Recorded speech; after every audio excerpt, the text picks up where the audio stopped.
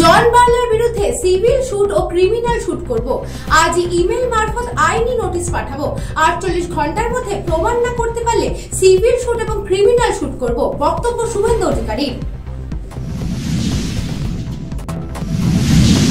গাড়ির সহযোগে গরু পাচারের আগে 17টি গরু সহ ধৃত এক, দুবরাজপুরে। ট্রেন চালকের তৎপরতায় রক্ষা পেল শাবক সহ হাতি। সরকারি সম্পত্তি নষ্ট করা, সরকারি কর্মচারীদের কাজে বাধা দান সহ একাধিক ধারায় চাকরিহারা শিক্ষকদের বিরুদ্ধে মামলা রুজু করল বিধাননগর থানার পুলিশ। ঝোড়ো হাওয়ার সঙ্গে বিক্ষিপ্ত বৃষ্টি, পূর্বাভাস কলকাতা সহ দক্ষিণবঙ্গে, কমবে তাপমাত্রা।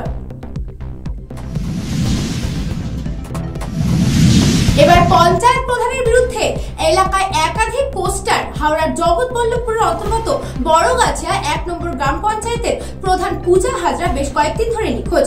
এমনকি পঞ্চায়েত অফিসেও আসছে না, প্রধানের রুমে ঝুলছে তালা। দীর্ঘদিন ধরে বহু কাজ আটকে। বিদ্যুতের দাবিতে রাস্তা অবরোধ, অধিকাংশ সময় এলাকায় বিদ্যুৎ থাকে না, একটু ঝড় হলেই বিচ্ছিন্ন হয় বিদ্যুৎ। এমনই অভিযোগে রাস্তা অবরোধ স্থানীয়দের। বসিরহাটে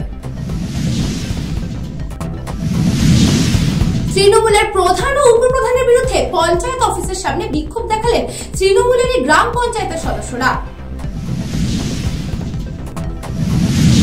মুখ্যমন্ত্রী মমতা বন্দ্যোপাধ্যায়ের নির্দেশে যে 3টি বাজারে যে চড়া দামে বিক্রি করা হচ্ছে সবজি থেকে শুরু করে মাছ মাংস, এমনই অভিযোগ করেছেন অনেকেই।